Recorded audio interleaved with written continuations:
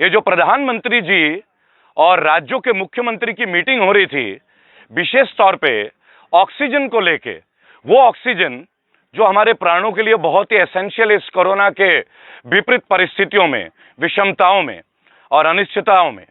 और उस पे प्रधानमंत्री जी एक लाइव सेशन लेते हैं पूरे राज्यों के, विभिन्न राज्यों के मुख्यमंत्रियों के साथ, और उसे माननीय मुख्यमंत्री दिल्ली के केजरीवाल साहब जो हैं पब्लिक कर देते हैं, लाइव कर देते हैं। पहली बात तो धन्यवाद केजरीवाल जी, हमें सरकार का रवैया पता चला कि केंद्र की सरकार का रवैया क्या है।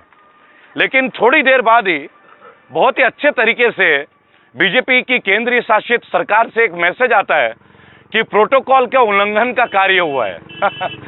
अरे सर, आपको प्रोटोकॉल की बड़ी जल्दी पड़ी है बीजेपी वालों, प्रोटोकॉल का नियम टूट जाना। जब आप कोरोना में रैलियां करते हैं साहब, तब प्रोटोकॉल नहीं टूटते क्या? जब आप लाखों की भीड़ तादाद पे लाते हैं तब प्रोटोकॉल नहीं टूटते? जब आप महाकुंभ का आयोजन करते हैं कोरोना काल में उत्तराखंड के हरिद्वार में, जहां लाखों लोग इकट्ठा होते हैं, क्या तब प्रोटोकॉल का उल्लंघन नहीं होता साहब? अगर अरविंद केजरीवाल ने आप लोगों को एक्सपोज कर दिया ऑक्सीजन के रेट के ऊपर कि केंद्र की सरकार के लिए ऑक्सीजन का क्या मूल्य तय किया गया है और विभिन्न राज्य सरकार के लिए ऑक्सीजन का क्या रेट तय किया गया है, क्या ये एक्सपोज नहीं है? मेरे ख्याल से ये तो सीबीआई, एनआईए और जितने भी जांच एजेंसियां हैं उनको इनके ऊपर एक जांच बैठानी चाहिए कि ऑक्सीजन के सिलेंडर का क्या बवाल चल रहा है। तो अगर अरविंद केजरीवाल ने ये कर दिया तो क्या गलत कर दिया? क्या गलत कर दिया? एक मुख्यमंत्री हैं, जनता के सेवक हैं, अगर वो जनता के बीच अपना संवाद करते हैं रोटेट, तो ये बात आपको समझना होगा कि कहीं ना कहीं वो हमें हमारे लोगों के बारे में बता रहे हैं। वो बता रहे हैं कि केंद्र की सरकार हमारी किस रवैये से हमारी खातिरदारी कर रही है, किस रेट में सिलेंडर खरीदे जा रहे हैं और किस रेट में जनता को बेचा जा रहा है और जनता को मिल रहा है भी या नहीं। ये एक बहुत बड़ी बात है। आप सोचिए, दिल्ली में जयपुर गोल्डन अस्पताल में 20 मौतें हो गई हैं, जो मैं यूट्यूब में देख रहा हूं, ये मेरे वीडियो नहीं है, मैंने स्वयं देखा ये चीज। 20 मौतें कल के अंदर ऑक्सीजन की सिलेंडर की कमी होने की वजह से।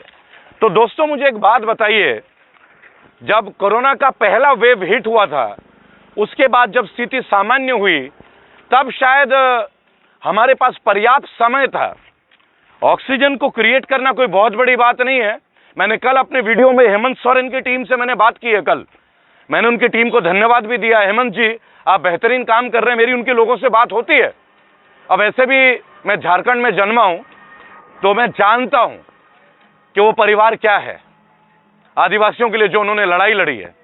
हेमंत सोरेन ने एक ही दिन में ऑक्सीजन सिलेंडर के एक प्लांट को परमिशन दे दिया। ये मैं अपने मीडिया के तमाम भाई और अपने दोस्तों से शेयर कर रहा हूं ताकि बढ़िया तरीके से ऑक्सीजन का निर्माण हो सके। और हमारे मोदी जी अब सिंगापुर से, विदेशों से एयरलिफ्ट कर रहे हैं। क्यों भाई? आप तो इतने बड़े मंत्रालय को लेकर चलते हैं, आपके पास एक से एक थिंक टैंक है, अमित शाह जैसे शाह हैं, चाणक्य बोलते हैं आप लोग। तो वो चाणक्य भूल गए थे क्या कि कोरोना में ऑक्सीजन की जरूरत पड़ती है? उस चाणक्य को सोनार बांग्ला बनाने की जरूरत पड़ गई क्या? बांकुड़ा में आके बंगालियों ने बोला था, हम लोग बुलाए थे क्या अमित शाह को? बुलाए थे? बुलाए थे? नहीं बुलाए थे ना? आए थे ना कि हम लोग सोनार बांग्ला बनाएंगे। सोना का बांग्ला दरकार है की जरूरत है क्या सोना का बांग्ला का?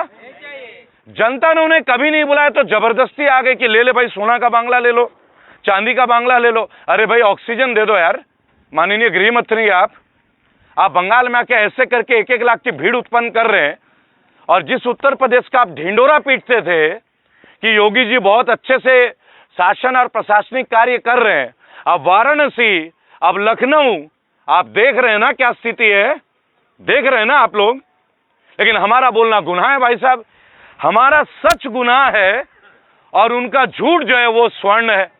अब आप लोगों को तय करना पड़ेगा दोस्तों, अब आप लोगों को तय करना पड़ेगा कि ये पार्टी जो बंगाल में प्रवेश करने का कोशिश कर रही है, ये बंगाल में साधारण लोग, आप देख सकते हैं बैटरी रिक्शा, मैं बिल्कुल साधारण ग्राउंड जीरो में होता हूं। स्टूडियो में बैठ के लोगों से बात करना मेरी फितरत नहीं है। ये मेरी फितरत नहीं है। मैं तो लोगों के बीच होता हूं, लोगों के लिए होता हूं और तब तक रहूंगा जब तक जीवित हूं, आखिरी सांस तक।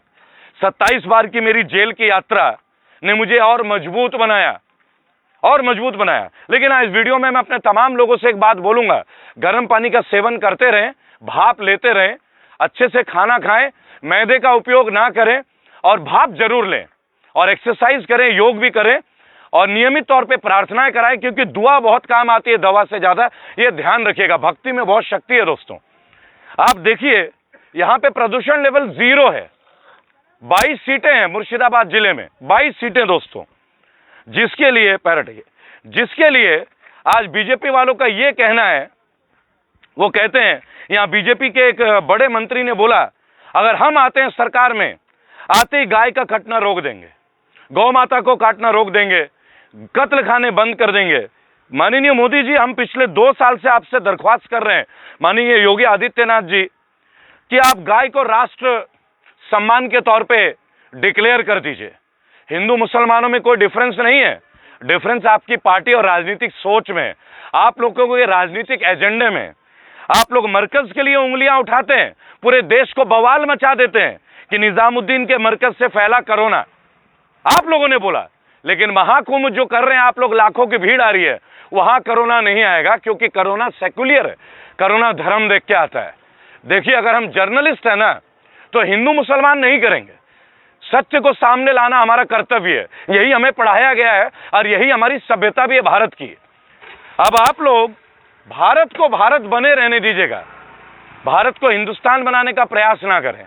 मैं आपको बताऊं, क्योंकि मेरे तमाम हिंदू भाई, मेरे तमाम क्रिश्चियन भाई, तमाम सिख बंधु और तमाम इस्लामिक कौम के जो मेरे भाई और मेरे चाहने वाले हैं, इन सभी चारों धर्मों में, बुद्धों में, बौद्धों में, जैनियों में कोई प्रॉब्लम नहीं है, कहीं भी ग्राउंड जीरो में कोई प्रॉब्लम नहीं है।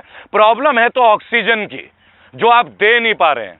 मैंने कई बार बोला, 15 लाख नहीं चाहिए था, फेल हो गए। स्मार्ट सिटी नहीं चाहिए था, फेल हो गए। आपने इतने बढ़िया बढ़िया काम करा, पेट्रोल सेंचुरी पार कर दिया। आपने बोला जय श्री राम और बढ़ गए पेट्रोल के दाम। आपने बोला जय श्री राम, बढ़ गए डीजल के दाम। फिर आपने तीसरा बार नारा लगाया, बोलो जय श्री राम, और बढ़ा दिया आपने घरेलू सिलेंडर के दाम। तो मैं एक बात बोलूंगा, नारे लगवाइए, भारतीयों के लिए लगाइए, भारतीयों के लिए। ये जो मौतें हो रही है ना ऑक्सीजन की कमी से, ये बहुत गलत हो रहा है। यहां फेल हो रहे हैं, साबित हो रहा है कि आपके सरकार में दम नहीं है, साबित हो रहा है। और हाँ, ये जो ईवीएम वाला सीन है ना, ये बंगाल का इलेक्शन होने दीजिए, इसके बाद हम लोग पूरे भारत में कैंपेन करेंगे। अहमदाबाद से शुरू करूंगा मैं, चौड़े में बोलता हूं। अभी 6-7 दिन पहले अहमदाबाद था, और पहले हफ्ते, मई के पहले हफ्ते में हम गुजरात आ रहे हैं। हम नहीं रुकेंगे कोरोना में, मैं आपको बता दूं, मैं नहीं रुकने वाला, मैं नहीं रुकने वाला, ना मैं रुका आज तक। 3 करोड़ से ज्यादा लोगों से मिल चुका हूं, भीड़ में रहता हूं, अपना ध्यान रखता हूं, अच्छे से खाना पानी का सब ध्यान रखता हूं, और मेरे अंदर एक प्रण है